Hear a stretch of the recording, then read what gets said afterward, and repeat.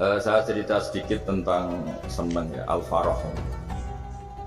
Dalam Islam seneng itu sudah ibadah. Jadi di antara ibadah terbaik manusia itu seneng. Jadi kalau analoginya kita dikasih rumah teman atau mertua atau guru atau siapa saja. Hal paling menjengkelkan itu ya sudah dapat gratisan brutu. Brutu itu gremeng. Nah ini kita sudah pakai buminya Allah itu gratis, pakai airnya ya gratis, pakai oksigen ya gratis.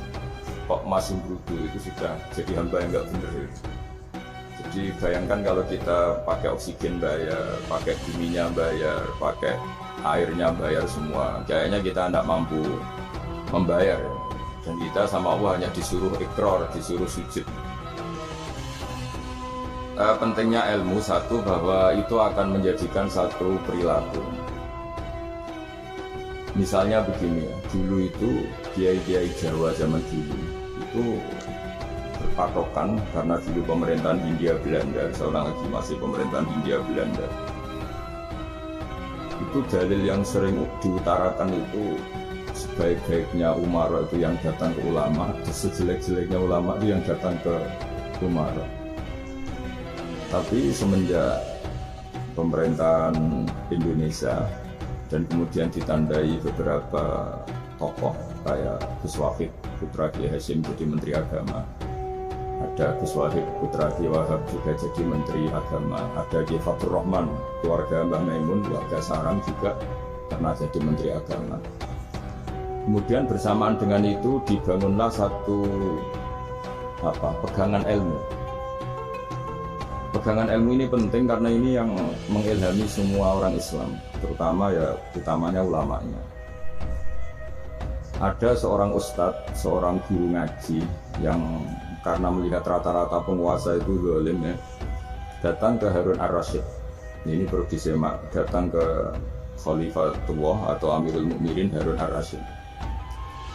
Karena beliau seorang raja tentu terduga lah atau ya umumnya atau gimana istilahnya itu ya rata-rata ya agak seenaknya namanya raja, namanya penguasa. Ini dalam pikiran Ustadz itu tidak mesti dalam fakta. Kemudian si Ustadz itu matur, ya Amirul Mukminin, ini nasihun lak famusyaddidun alaika fala tajidanna fi nafsika syai'an. Saya ini mau nasihati Anda, kemudian saya cara nasihati itu keras. Tolong jangan dimasukkan hati. Dia bilang famusyaddidun alaika. Saya nanti kalau nasihati itu keras sekali. Tolong dimaklumi karena ini penting karena Anda harus dinasihati secara keras. Tapi sebelum nasihat itu diutarakan kata Harun ar-Rasyid, karena beliau Bani Abbas dan beliau orang alim termasuk muridnya Imam Malik. Kata Harun ar-Rasyid, "Uskut, kamu diam Ustaz. Inna Allaha ta'ala arsala man huwa khairun minka ila man huwa syarrun minni. Wa ma'adhalika yaqulu wa ta'ala faqula lahu qawlan layyinan la'allahu yatadzakkaru aw yakhsha." Jadi ini sekaligus etika dan norma ya bagi semua dai di Indonesia dan semua kita. Wahai Ustadz, kamu diam. Allah Ta'ala itu ngutus orang yang lebih baik ketimbang kamu, yaitu Nabi Musa, ke orang yang lebih jelek ketimbang saya, yaitu ke Fir'aun. Itu saja harus pakai etika faqula lahu qawlan layyinan. Kamu harus ngomong yang halus. Jadi intinya ini Harun ar-Rasyid komplain. Kamu itu kalau jadi ustadz ngaji kira-kira gitu. Jadi betapa baiknya orang dulu memahami Quran. Jadi Quran itu dibaca, kemudian kita mungkin baca terus jadi cerita, mungkin ada yang baca jadi perilaku, ada yang baca kemudian itu mengilhami, membentuk. Nah kira-kira itulah yang membentuk kiai alim di NU, di beberapa pesantren maupun orang-orang alim di luar NU. Asal ngajinya dan bacanya seperti kita, pasti seperti itu karena cara berpikir tadi sudah. Jadi akhirnya si Ustadz tadi keluar dan minta maaf, anta a'lamu minni, ternyata engkau lebih alim ketimbang saya. Jadi kalimat famusyaddidun alika, saya akan keras cara memberi nasihat, itu yang diket, yang dipotong, yang dibatalkan atau yang diralat oleh Khalifatullah Harun ar-Rasyid. Itu dikatakan Inna Allaha ta'ala arsala man huwa khairun minka ila man huwa syarrun minni. Yaitu Allah mengutus orang yang lebih baik ketimbang kamu, yaitu Nabi Musa, ke orang yang lebih jelek ketimbang saya, yaitu Fir'aun, itu pun harus faqula lahu qawlan layyinan. Cara berdakwah harus dengan kata-kata yang halus, yang lembut, yang indah. Dan dengan kata-kata itu diharapkan la'allahu yatadzakkaru aw yakhsha. Semoga yang didakwai menjadi ingat. Sehingga dengan kemampuan ilmiah seperti ini menjadi pegangan bersama bahwa kita sebagai dai atau sebagai tetangga atau sebagai sama-sama warga Indonesia, bawaan kita memang harus faqula lahu qawlan layyinan la'allahu yatadzakkaru aw yakhsha. Kemudian dalam disiplin ilmu yang lain, halus itu tidak kuat. Angin itu ya halus, tapi kalau di manage itu jadi kekuatan yang besar. Begitu juga air dan sebagainya. Sehingga tidak perlu khawatir terus kalau dakwah halus itu tidak punya efek yang signifikan. Tidak juga. Allah Ta'ala itu pengelola angin. Angin itu kekuatannya besar. Sehingga Nabi Sulaiman dikasih kekuatan angin dan bisa terbang kemana-mana. Kemudian sekarang jadi teknologi yang banyak memanfaatkan angin, mulai rem, mulai apa saja. Sehingga dari cerita saya ini kemudian terus kiai-kiai itu membentuk dakwah termasuk di ekonomi dengan cara yang rileks. Nah, cara rileks itu satu tentu dimulai dengan ilmu. Misalnya begini, saya beri contoh. Ketika ada orang melafadzkan kalimat la ilaha illallah, tiada Tuhan selain Allah. Kemudian kalimat ini mungkin kalau orang NU baca itu rutin ya, karena kiainya kelamaan dia yang ikut sambil tidur ya. Kalau tahlil itu disebut kiai tertentu itu mesti yang belakang wah suwi itu kalau dia itu lama ya. Nah kiainya juga karena jadi lakon ya kan lebih semangat karena pegang mic. Biasanya gitu di NU itu kalau khotib mesti semangat karena pegang mic, yang dengerin mesti ngantuk karena monoton. Karena yang mendengerin sudah tahu, pasti nyuruh baik meninggalkan yang jelek. Jadi ilmunya sudah disimpulkan dulu. Setiap yang tidur di masjid tidak tanya kenapa tidur. Ilmunya ada perkembangan, terus nyuruh yang baik, meninggalkan yang jelek. Tapi kalau ilmunya agak ada perubahan kan dengar semua pasti nyuruh yang jelek, meninggalkan yang baik. Karena watak manusia itu agak-agak suka fitnah, itu suka geger. Tapi kalau monoton itu mesti enggak itu. Tapi yang menjadi pegangan kita, saya ulang lagi, itu ilmu dulu. Saya ulang lagi itu dulu. Saya berkali-kali menyontohkan, kalau ada orang kafir, orang yang tidak bersyahadat 70 tahun, kemudian dia bersyahadat sekali saja di akhir hayatnya, itu kata Allah, qulil ladzina kafaru iyantahu yughfar lahum ma qad salaf. Katakan ke mereka yang kafir, jika dia mau bersyahadat, itu masa lalunya diampuni semua. Sehingga kedahsyatan kalimat ini luar biasa. Orang yang kafir 70 tahun saja barokahnya la ilaha illallah ini dosanya bisa diampuni semua. Nah kemudian karena ilmu ini tidak begitu populer atau kurang dipopulerkan atau kita sendiri kurang menghayati, sehingga la ilaha illallah itu lebih dianalisis cara lafaz ini, pelafatannya ada sanadnya enggak terus cara melafazkan bareng-bareng seperti itu ada tumpengan ini bid'ah enggak. Jadi pertanyaannya sudah tidak tentang keramatnya atau sakralnya atau fadilahnya la ilaha illallah, tapi sudah macam-macam. Jadi dan cara seperti ini ada hadisnya enggak, legal enggak, terus ada sanadnya enggak. Jadi saya mohon semohon-mohonnya untuk teman-teman yang di Al-Iman itu harus ngaji. Ngaji itu nanti kamu tahu cara mandang sebuah ibadah atau perilaku atau apa saja lah tahu. Karena al-ilmu yurisul ahwal, ilmu itu bisa mengilhami cara pandang. Dulu yaitu saya ulang lagi, ketika zaman Hindia Belanda, karena pemerintahnya Hindia Belanda itu ulama-ulama keras sekali, sejelek-jeleknya ulama itu yang datang ke Umarok. Tapi setelah era Mbah Hashim, era sampai Mbah Maimun, itu mereka peduli sama Umarok, sama semuanya sama-sama warga Indonesia yang ingin melihat Indonesia yang lebih baik. Sehingga banyak ya kakak saya sendiri pernah wakil bupati, terus putra Mbah Maimun wakil gubernur. Ini teman saya Ki Hafid ya bupati. Semenjak itu terus, dan itu nggak lepas dari cara pandang. Ya, itu cara pandang diantaranya adalah cerita tentang Nabi Musa yang Allah tetap peduli sama Fir'aun, sehingga tetap didakwai Nabi siapa? Musa. Dan posisi Musa datang bukan memanggil. Ya, cuma kayak sampai sekarang tuh belum pernah ke kantor bupatinya Pak Hafid, karena kadang-kadang orang terus curiga mengajukan proposal jadi agak repot. Ketemu bupati itu sialnya kiai kan mesti pikirannya orang bupati ini nyangoni, kiai ini disangoni gitu. Itu terus kayak kita fakir miskin itu. Jadi makanya saya itu belum pernah datang. Tapi alhamdulillah karena beliau berambisi menjadi wakhirul umarok mayatuna babal ulama. Jadi datang tapi sangat ambisius ingin mengalahkan ulama karena dia kalau datang statusnya lebih tinggi. Ya tidak apa-apa ini tawaduk tapi niatnya agak begitu tawaduk. Jadi datang. Makanya saya kemarin di Sopan Sur pas datang, Pak Ustadz Sopan Sur saya datang harus sekali saja, kalau kedua kali ribet. Karena kalau beliau datang, dia punya status tawaduk. Lama-lama didatangi jadi takabur, saya jadi ahli neraka, dia ahli surga. Saya kan rugi dong. Hanya rugi, gue kehilangan teh, kehilangan kopi, beliau berstatus tawaduk, saya berstatus takabur kan repot. Makanya saya berharap jangan datang lagi. Karena jadi repot itu jadi repot kan. Padahal saya kalau disuruh datang ke Jakarta kayaknya ya berat. Selain sibuk juga takut ganggu saya. Jadi saya sering di Jakarta tapi ya tadi jarang ya. Biasanya nganggarkan waktu hanya pas saja, tidak kurang tidak lebih. Biasanya ngajar di pondoknya Pak Kures itu di Baitul Quran ya. Hanya ngajar santri-santri. Nah, jadi pemahaman Quran dulu itu kata Imam Ghazali. Ini sekaligus karena ada Pak Ustadz Yusuf Mansur. Itu membaca Quran itu membaca, bukan bercerita.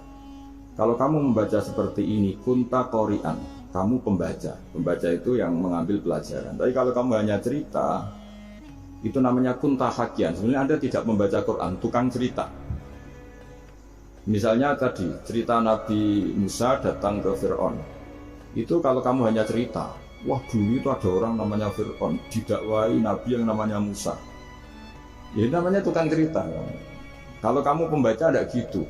Betapa baiknya Allah, orang sengawur Fir'aun saja ininya Allah masih ingin diselamatkan dengan mengutus Nabi Musa kekasihnya. Itu namanya kunta qori'an, kamu pembaca betul, bukan kunta hakian, kamu tukang cerita.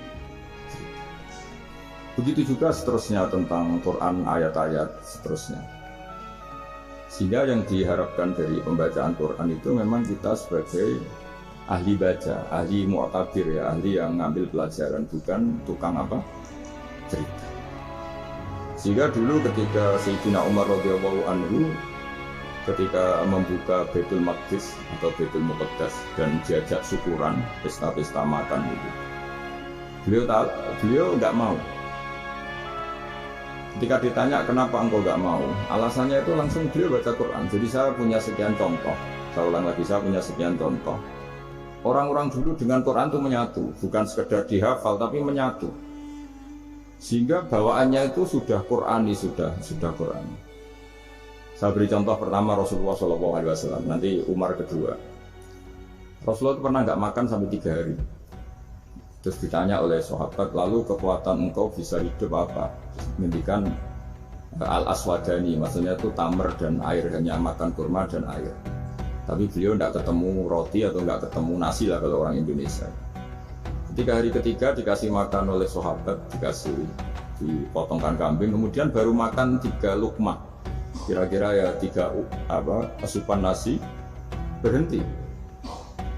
Padahal sahabat yang lapar sama dengan Rasulullah itu membayangkan Nabi itu sampai kenyang, sampai apa. Tapi ketika ditanya, seperti ini pun nanti ada hisabnya. Walatus alunna yauma idzin anin naim. Jadi acara makan-makan gini itu nanti ada hisabnya. Nabi nangis. Hanya sahabat nggak jadi nerusin makan. Jadi ketakutan orang dulu sama ketika Sayyidina Umar dijak pesta ketika memenangkan Baitul Maqdis itu. Inna wa ta'ala ayyara qauman, Allah itu mengkritik sebuah komunitas kaum karena apa? Adhabtum thayyibatikum fi hayatikum dunya wastamta'tum biha. Kamu adalah orang-orang yang jatah nikmat kamu sudah kamu habiskan di dunia. Adhabtum itu kalian habiskan jatah kenikmatan kamu di dunia.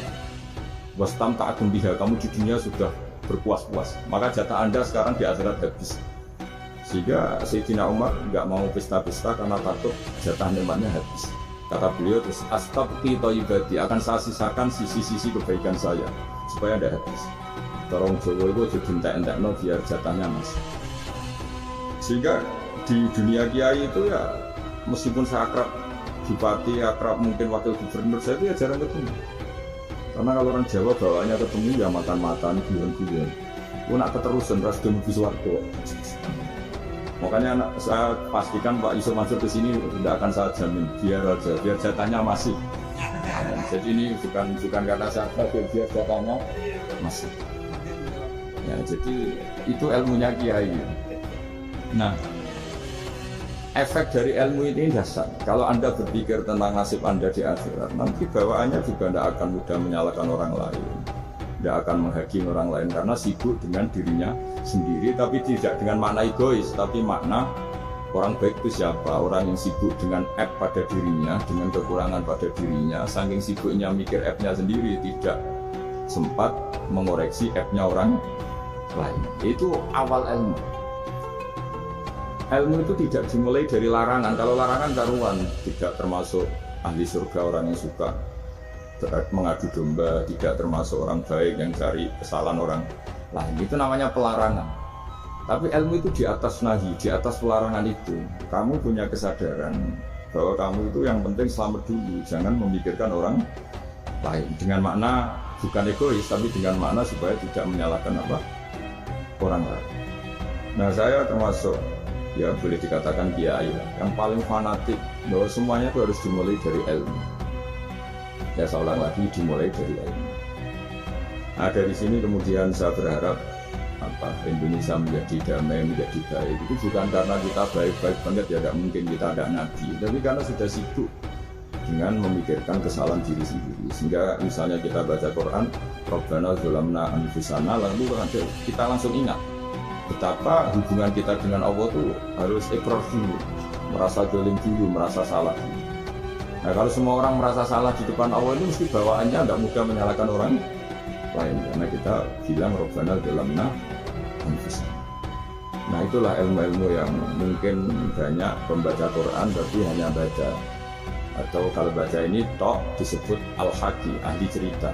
Yang dibutuhkan tuh al-qari, pembaca kemudian mu'tabir, kemudian mau beriktibar. Seperti yang dilakukan tadi Harun ar-Rasyid tadi.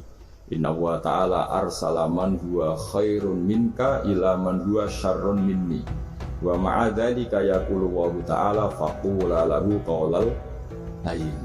Ya, kamu tidak usah memaksakan musyaddid keras sama saya, karena Allah Ta'ala telah mengutus orang lebih baik ketimbang kamu, yaitu Nabi Musa, ke orang yang lebih jelek ketimbang saya, yaitu Fir'aun.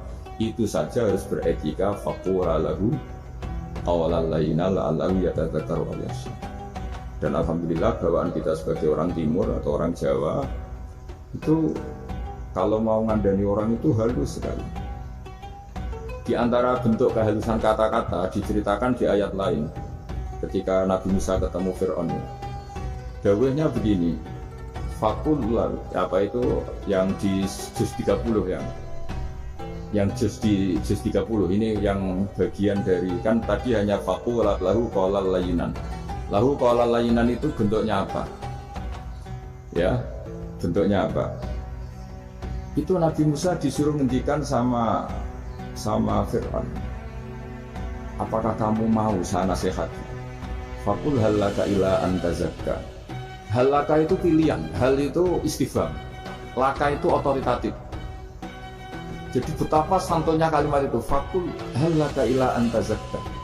Jadi kalau dimaknani model Pak Hafid, model saya ngaji di sana itu, halaka onoto iku kedue siro, berak bagi kamu, berak bagi Anda. Apakah Anda berak loh mendapat nasihat supaya Anda jadi orang yang lebih baik? Halaka ila antazakka. Jadi tidak kalimat perintah, tapi kalimat pilihan. Apa engkau mau saya beri nasihat? Wah dia ka ila rabbika fatakhsha. Dan saya beritahu kamu tentang Tuhan dan kemudian kamu menjadi orang yang baik, fatakhsha, orang yang punya khasyah, punya. Jadi kayak apa kalimatnya itu? Maupun jenengan kerso. Itu kalau orang Jogja, orang-orang daerah-daerah yang praktik. Ibu tamu itu kan ayo makan-makan, itu kan kayak tamunya itu kelaparan. Masa Pak Yusuf Mansur kelaparan? Tidak mungkin kan. Masa Ustaz terkenal kelaparan kan tidak mungkin gitu. Monggo, nopo jenengan ngersakno. Karena bisa saja tamunya itu tidak kerso, mungkin karena darah tinggi, mungkin karena takut dianggap fakir miskin, macam-macam kan orang enggak. Itu kalimatnya itu halaka ila anta zakka. Kayak apa indahnya dakwah. Halaka ila anta zakka. Itu ada kata laka itu ya terserah jenengan mau enggak. Wa ahdiyaka ila rabbika fatakhsha. Nah, itu yang disebut membaca.